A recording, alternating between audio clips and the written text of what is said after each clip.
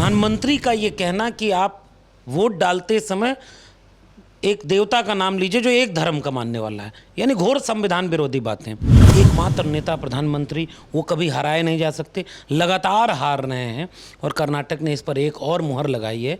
वो हार सकते हैं, इस बात में वजन थोड़ा बढ़ गया है कर्नाटक के चुनाव की वजह से। उत्तर भारत में अभी इसका ठीक ठाक प्रकोप है, अंधविश्वास का, पाखंड का।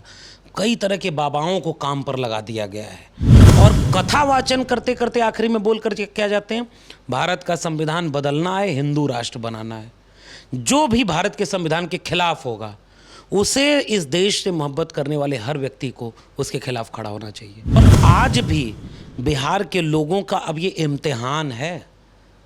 हम कैसे कहें कि बिहार के लोग क्या करेंगे क्या नहीं, क्योंकि मैं बाबा होता तो मैं पर्चा लिख के बना के दे देता आपको कि बिहार के लोग अब ये करने वाले। मैं बाबा नहीं हूँ भाई, मैं तर्क विश्लेषण करता हूँ। बुद्ध की बात कर रहा हूँ तो तर्क की बात करूँगा। और हमारे उत्तर प्रदेश में जो राम राज्य आया है, वो राम राज्य अभी बिहार में उस तरह नहीं आया, और इसका शुक्रिया अदा करता हूँ बिहार के लोगों को। इस देश के गृह मंत्री से पत्रकार पूछते हैं कि क्या आप भी हिंदू राष्ट्र बनाना चाहते हैं, तो उन्होंने कहा नहीं, ये संविधान का राष्ट्र रहेगा। और ऐसे लोगों को छोड़ रखा है जो हिंदू राष्ट्र बनवा रहे हैं, जो उनके मातृ संगठन, पितृ संगठन, जो भी कह लें, आरएसएस की विचारधारा है। भारत के संविधान के अनुच्छेद 51A में दर्ज इस देश के नागरिकों को वैज्ञानिक चेतना संपन्न करने के वादे के खिलाफ है। हम अंधविश्वास में ढकेल रहे हैं, पाखंड में ढकेल रहे हैं, और शिक्षा, रोजगार, स्वास्थ्य बर्बाद। तो जो शिक्षित नहीं, समझदार नहीं, जागरूक नहीं, बीमार है, दवाई है नहीं, पढ़ाई है नहीं, कमाई है नहीं, उसको अंधविश्वासी बनाना सबसे आसान काम है। तो अंधविश्वासी बनाया जा रहा है, थोक के भाव बनाया जा रहा है। जो जाति जनगणना का विरोधी है, मैं तो सर्टिफिकेट देने में विश्वास नहीं रखता, फिर भी दे रहा हूँ, वो एंटी नेशनल है, वो टुकड़े टुकड़े गैंग है। अब हालांकि गृह मंत्री से पूछा गया कि टुकड़े टुकड़े गैंग है, तो कहे नहीं है, कोई नहीं है, लेकिन भाषा में बोलते हैं। नमस्कार, आप देख रहे हैं आरएडी न्यूज़। मैं हूं योगेश चक्रवर्ती। कर्नाटक में कांग्रेस को प्रचंड जीत मिली है और इस जीत पर रिएक्शन के लिए हमारे साथ एक खास मेहमान हैं, जिनके बारे में मैं कहूँगा अम्बेडकरवादी और समाजवादी सोच के और जन जन तक फैलाने वाले दिल्ली यूनिवर्सिटी के प्रोफेसर डॉक्टर लक्ष्मण यादव जी। तो चलिए इनसे सीधे पूछते हैं कि कैसे देखते हैं कर्नाटक के जो रिजल्ट आए हैं उसको आप।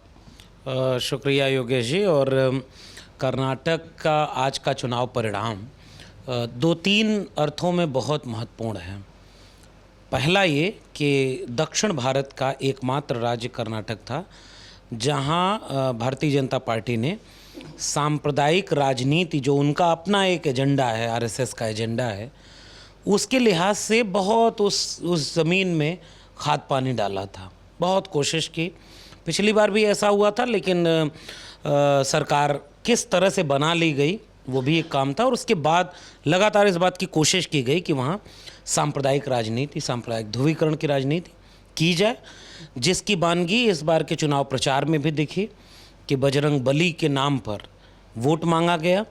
प्रधानमंत्री का ये कहना कि आप वोट डालते समय एक देवता का नाम लीजिए जो एक धर्म का मानने वाला है, यानी घोर संविधान विरोधी बातें, उस सब को खारिज किया है वहाँ की जनता ने। और इससे एक संदेश ये मिलता है कि इस देश में अगर कायदे से जन सरोकारी मुद्दों को उठाया जाए तो जनता सांप्रदायिक राजनीति को खारिज करेगी। दक्षिण भारत का एकमात्र राज्य था जहां भारतीय जनता पार्टी थी, वहां से भी वो ख़त्म हो गई। तो यह भी एक मिथ टूट गया है कि वो देश भर की एकमात्र ऐसी पार्टी, एकमात्र नेता प्रधानमंत्री, वो कभी हराए नहीं जा सकते, लगातार हार रहे हैं। और कर्नाटक ने इस पर एक और मुहर लगाई है, वो हार सकते हैं, इस बात में वजन थोड़ा बढ़ गया है कर्नाटक के चुनाव की वजह से। जी। कांग्रेस ने अपने मैनिफेस्टो में, जैसा कि आपने कहा कि मतलब धर्म की बात, एक खास देवता के नाम लेकर उन्होंने वोट डालने की बात की थी। कांग्रेस ने ये अपने घोषणा पत्र में कहा कि बजरंग दल पर बैन लगाएंगे हम, और उसका भी नतीजा दिखा। तो कहीं ना कहीं क्या लोग जो हैं अब धर्म की राजनीति को नकार रहे हैं और इन पाखंडियों से ऊब चुके हैं, इनको पहचान चुके हैं? देखिए, दिशा तो होना यही है, लोग एक दिन उबेंगे, इन्हें नकारेंगे, लेकिन कर्नाटक के चुनाव परिणाम मात्र से यह कयास लगा लेना कि अब पूरे देश में ऐसा होगा, ये थोड़ी सी जल्दीबाजी होगी, क्योंकि उत्तर भारत में अभी इसका ठीक ठाक प्रकोप है अंधविश्वास का, पाखंड का। कई तरह के बाबाओं को काम पर लगा दिया गया है। इस देश के गृह मंत्री से पत्रकार पूछते हैं कि क्या आप भी हिंदू राष्ट्र बनाना चाहते हैं, तो उन्होंने कहा नहीं, ये संविधान का राष्ट्र रहेगा। और ऐसे लोगों को छोड़ रखा है जो हिंदू राष्ट्र बनवा रहे हैं, जो उनके मातृ संगठन, पितृ संगठन, जो भी कह लें, आरएसएस की विचारधारा है, वो काम कर रहे हैं। तो इधर की जगह पर बहुत तेज़ी से उनकी वैचारिकी पर काम कर रहे हैं लोग। गांव-गांव तमाम तरह के लोग हैं, वही अखंड भारत, वही पाखंड फैला रहे हैं। तो कर्नाटक ने तो नकार दिया, लेकिन उत्तर भारत में अभी इसमें और इम्तिहान बाकी है। बिहार में जैसे हम लोग खड़े हैं, तो बिहार आज भी, मैं बार बार याद करता हूँ, मैं उत्तर प्रदेश का रहने वाला हूँ, दिल्ली में रहता हूँ, और हमारे उत्तर प्रदेश में जो राम राज्य आया है, वो राम राज्य अभी बिहार में उस तरह नहीं आया। और इसका शुक्रिया अदा करता हूँ बिहार के लोगों को। हम आपस में लड़ सकते हैं, तमाम पार्टियां, तमाम मतभेद हो सकते हैं, लेकिन आप राम राज्य क्या है उत्तर प्रदेश आकर देखिए, थानों में मुकदमों की फहरिस्त देखिए, किनके ऊपर मुकदमे, किनके ऊपर बुलडोजर, और क्या हो रहा है। तो अभी इम्तिहान बाकी है। कर्नाटक ने एक उम्मीद पैदा की है, और हम चाहते हैं कि चाहे वो उन्होंने संगठन पर बैन लगाया, अरे भाई एक संगठन, उस संगठन का अगर पूरा बायोडाटा निकाला जाए कि वो जो संगठन जिस पर बैन लगाने की बात की गई थी, उसका काम क्या है, किन वजहों से वो सुर्खियों में रहता है, हर वजह नकारात्मक होगी। कभी स्कूल बचाने वो संगठन नहीं आया होगा, कभी रोजगार बचाने वो संगठन नहीं आया होगा, कभी इस देश में लोग मोहब्बत से रहें इसके लिए नहीं आया होगा। तो बैन करो ऐसे हर संगठन को। हम तो चाहते हैं कि जो स्कूल, कॉलेज, विश्वविद्यालय की मोहब्बत की, लोगों के मिलजुल के रहने की बात न करे, उसका इस भारत के संविधान के सामने क्या उपादेयता है। तो अभी लेकिन प्रयोग बाकी है, 24 के लिए तैयारी की ज़रूरत है। लोग अगर इस बात को आम जनता तक व्यवस्थित तरीके से ले जाएंगे कि सांप्रदायिक राजनीति ने आपके बच्चों के भविष्य को चौपट कर दिया है, तो धीरे धीरे हो सकता है जनता जल्दी जाग जाए। जागना पड़ेगा, बस ये कि कितना खो कर जागेंगे, अभी इसका इम्तिहान बाकी है। जी जी जी, आपने कहा कि राम राज यूपी में आ गया है। बिहार के लोगों को आपने शुक्रिया अदा किया कि यहाँ के लोग अभी बचाए हुए हैं, लेकिन राम तो यहाँ नहीं आए, यहाँ राम राज नहीं आया। हनुमान जी तो आ चुके हैं, आज ही बाबा का पदार्पण हुआ है। हाँ, मैं जिस फ्लाइट से आज पटना आ रहा था उसी के पहले आए और गुजरे। बहुत सारे ऐसे लोगों के इशारे में मैंने बोल दिया है, नाम तो मैं लेता नहीं। प्रवृत्तियों पर हमारी लड़ाई प्रवृत्तियों से है।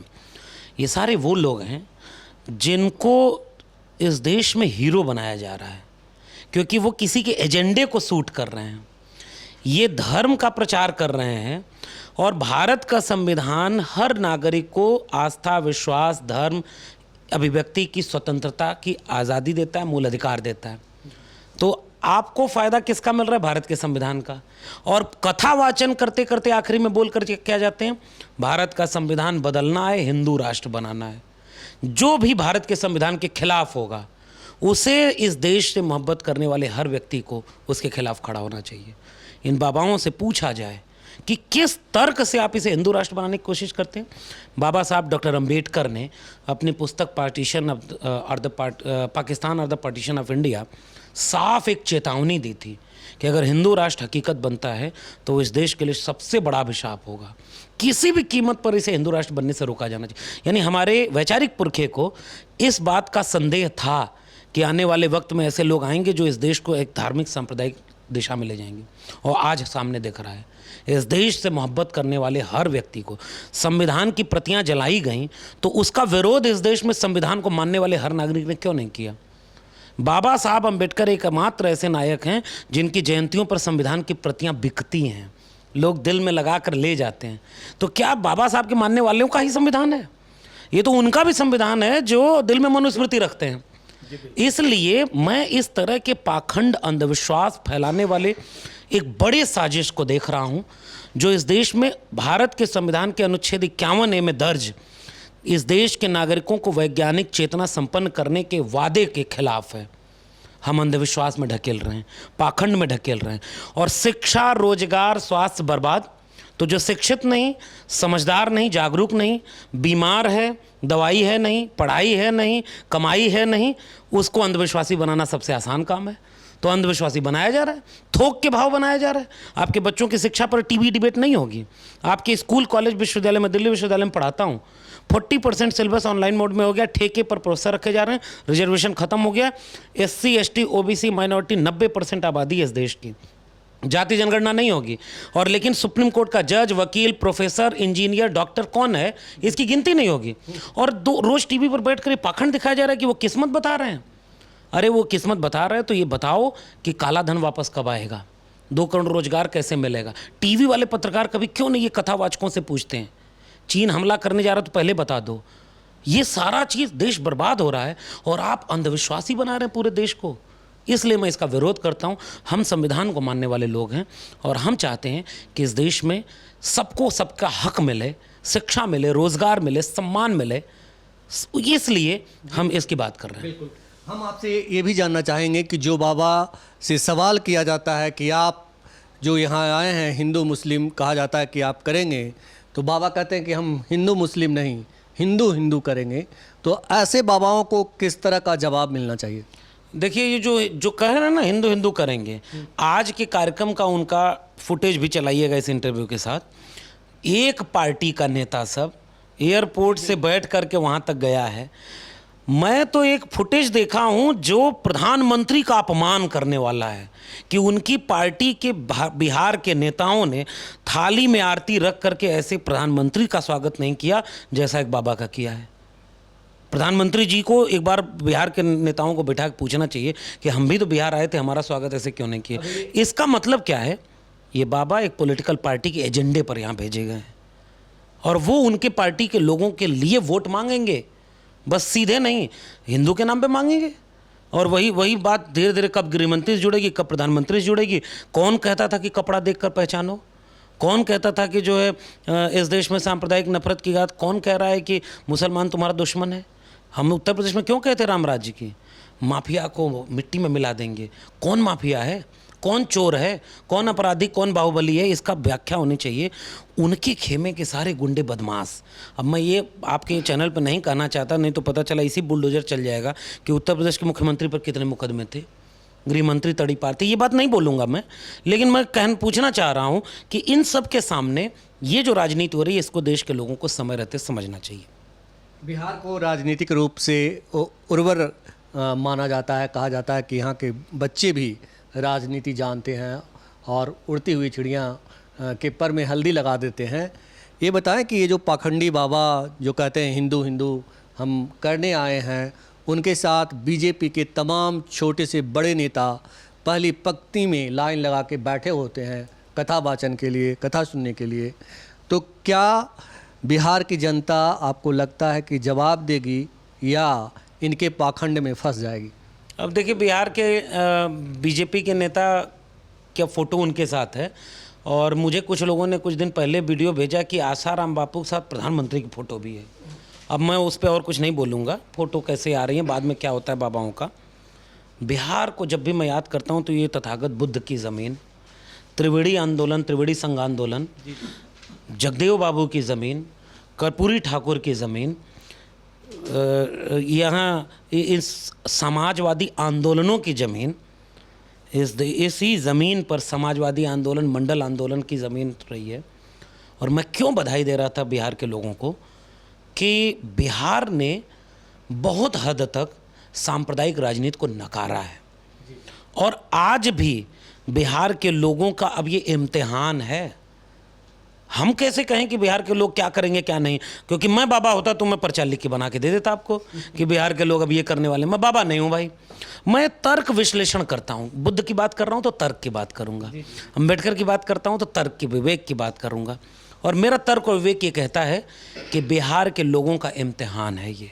अगर बिहार समाजवादी आंदोलन, अम्बेडकरवादी आंदोलन, मंडलवादी आंदोलनों की ज़मीन है, बिहार अगर शिक्षा, पढ़ाई, कमाई, सिंचाई, दवाई की बात करने वाले राजनेताओं की ज़मीन है, चरवाहा विद्यालय से लेकर के तमाम जातियों को आत्मविश्वास देने वाले नेताओं, लालू यादव से लेकर के कर्पूरी ठाकुर और जगदेव बाबू तक की ज़मीन है, तो अब बिहार को साबित करना है कि इस सांप्रदायिक आंधी में भी बिहार सांप्रदायिक नहीं होगा। और मैं उम्मीद करता हूँ, मेरी हसरत यह है कि हाँ, बिहार इस इम्तिहान में पास होगा। बिहार में अभी जातीय जनगणना हो रही थी, लेकिन उस पर पटना हाई कोर्ट ने अंतरिम रोक लगा दी है। जातीय जनगणना को किस तरह से देखते हैं आप? एक समाज में अक्सर घूमते हैं, लोगों से मिलते जुलते हैं, आपका अपना क्या है कि मतलब जातीय जनगणना सरकार जो करा रही थी, अच्छा करा रही थी? देखिए, इस देश में जाति है, ये एक सच्चाई है, हकीकत है। और ये हकीकत जाति ख़त्म करने वाले लोगों के ऊपर आरोप लगा करके पर्दा डालने का काम किया गया। जैसे बाबा साहब को जातिवादी कहा जाता है, फूले साहब जातिवादी हैं। और जो जातियों के, और जातियों का मतलब क्या, दबी कुचली वंचित शोषित कमेरा श्रमजीवी जातियाँ जो हाशिए पर ढकेली गई थी, उनको मुख्यधारा तो खैर वही हैं, लेकिन उनको राजनीतिक आवाज़ देना, संसाधन की हिस्सेदारी, सामाजिक आंदोलन की हिस्सेदारी की बात करें, वो सारे जातिवादी नेता हो गए इस देश में। और जो एक जाति के लोगों का वर्चस्व था, वो ब्रह्मांडवादी नेता हैं। ऐसे वक्त में जब जाति राष्ट्रपति की बताई जा रही है, कैबिनेट मंत्रियों की जाति बताई जा रही है, उन लोगों द्वारा जो जातियों को नहीं मानते, वो कहते हैं कि सब तो हिंदू हैं, और जाति खुद बता रहे हो। हनुमान की जाति इस देश में किसने बताई? उन्हीं लोगों ने बताई जो आरएसएस की प्रयोगशाला से निकले लोग हैं। तो वो सारे लोग जो घोर जातिवादी हैं, वो नहीं चाहते कि यह देश को पता चल जाए कि किसी की आबादी 2-3% थी और उसके 97% तक प्रोफेसर, डॉक्टर, इंजीनियर, वकील, ज़मीन का मालिकाना हक, शिक्षा और रोजगार कब्जा हो गया था उनके हाथ में। इस देश को पता चले कि इस देश की आबादी के पास, अमृत महोत्सव मनाने वाले देश में, हर हाथ तिरंगा, हर घर तिरंगा, ऐसे जश्न के दौर में इस देश को खुशी खुशी ये बात बताना चाहिए कि पता चल जाए कि किस जाति को 75 साल में कितना मिला, किसको नहीं मिला, किसको शिक्षा, रोजगार, स्वास्थ्य, कमाई, पढ़ाई, दवाई, सिंचाई, सब कुछ। इसका नाम है जाति जनगणना। कोई अवैध कब्जा तो नहीं कर लिया, उससे थोड़ा ले करके बंटवारा सही सही हो जाए। जो वंचित रह गया, जिसको कुछ नहीं मिला, उसको थोड़ा मिल जाए। और जो भी देश से प्रेम करता है, वो जाति जनगणना का समर्थन करेगा। जो जाति जनगणना का विरोधी है, मैं तो सर्टिफिकेट देने में विश्वास नहीं रखता, फिर भी दे रहा हूँ, वो एंटी नेशनल है, वो टुकड़े टुकड़े गैंग है। अब हालांकि गृह मंत्री से पूछा गया कि टुकड़े टुकड़े गैंग है, तो कहे नहीं है, कोई नहीं है, लेकिन भाषा में बोलते हैं। क्यों आप देश को बांटना चाहते हैं? समाजवाद, अम्बेडकरवाद, भारत का संविधान मंडल, इन सारी वैचारिकी में आइडिया ऑफ इंडिया को बनाया। बाबा साहब से लेकर के लोहिया जी से लेकर के तमाम लोगों ने क्या बोला था? सबको सबके हिस्से का हक मिल जाए। जाति जनगणना एक पड़ताल करेगी कि हक मिला कि नहीं मिला। सरकार चलती है योजना बनाकर कि कौन सा चीज़ पिछड़ गई है, उसके लिए विशेष योजना बनाए। जब उसे आंकड़े ही नहीं पता, तो कैसे पता चलेगा कि योजना में किसको आगे रखना है? ईडब्ल्यूएस रिजर्वेशन लाया गया, सुप्रीम कोर्ट ने पूछा कि 10% रिजर्वेशन देने के लिए आपके पास आंकड़े कहाँ थे? तो आंकड़े ईडब्ल्यूएस के लिए सरकार ने कहा नहीं ज़रूरत है। और ओबीसी को रिजर्वेशन देना हो, एससी को देना हो, तो आंकड़े चाहिए। आंकड़े कौन जुटाएगा? जनगणना का हक किसका है? केंद्र सरकार का। वो करा नहीं रहे। राज्य कम से कम सर्वे तो कराए। बिहार सर्वे करा रहा था कि हम जाति जनगणना कराएंगे, हाई कोर्ट ने रोक लगा दी। अब एक आखिरी बात, हाई कोर्ट में रिट पिटीशन डालने वालों की जातियाँ क्या थी, उसके विरोध में, और वकील कौन थे, उनकी जाति कौन थी, जज कौन थे, उनकी जाति कौन थी, अखबार में लेख जाति जनगणना के विरोध में लिख रहे हैं, उनकी जाति क्या है? सब एक ही लोग क्यों हैं भाई? इसका मतलब कि कुछ लोगों को अपने वर्चस्व के टूटने का खतरा है। हम भारत के संविधान को मानने वाले लोग जाति जनगणना के हिमायती इसलिए हैं कि सबका भारत बने, इसलिए जाति जनगणना राष्ट्र निर्माण की सबसे बड़ी जरूरत है। जी जी जी, आपसे आखिरी सवाल है मेरा कि अभी जब पटना हाई कोर्ट ने जातीय जनगणना पे रोक लगाई, तो ये सवाल उठा कि भाई ये जो सरकार का पक्ष रखने वाले वकील कौन थे, वो भी वही थे, और सरकार के इर्द गिर्द बैठे लोग कौन हैं? तो ये तमाम सवालें उठ रहे थे। क्या आपको लगता है कि वो वक्त आया है कि जब सत्ता प्रतिष्ठान में बैठे जो कहते हैं कि हम 80% के भागीदारी के हिमायती हैं, उनके दुख दर्द के नायक हैं, उनको सचेत होने की ज़रूरत है? हर स्तर पर सचेत और सजग होने की ज़रूरत है। ईमानदार वैचारिकी के जो लोग हैं, और मैं क्यों बार बार आइडिया ऑफ इंडिया की बात कर रहा हूँ, जो चाहते हैं कि न्याय और समता हो, जो चाहते हैं कि हकमारी बंद हो, पूंजीवादी लूट खत्म हो, मनुवादी व्यवस्था खत्म हो, वो सारे लोग चाहेंगे कि न्याय हो, समता हो, मोहब्बत हो। जो भी ये चाहेगा उसको आप अलग अलग जगह पे चिन्हित करिए। गांव में आपके अगर इसके लिए कोई लड़ रहा है तो उसका साथ दीजिए, और सरकार में बैठ के कोई लड़ रहा है तो उसका साथ दीजिए। कोई इसके विपरीत है तो उसकी मुखालफत भी करिए। इसलिए हर स्तर पर ऐसे लोगों को ज़रूरत है। वकील, डॉक्टर, इंजीनियर, प्रोफेसर और व्यापारी, हम क्यों कहते हैं कि हर तबके के होने चाहिए? ताकि न्याय हो। इसलिए मैं यही चाहूँगा कि न्याय हो।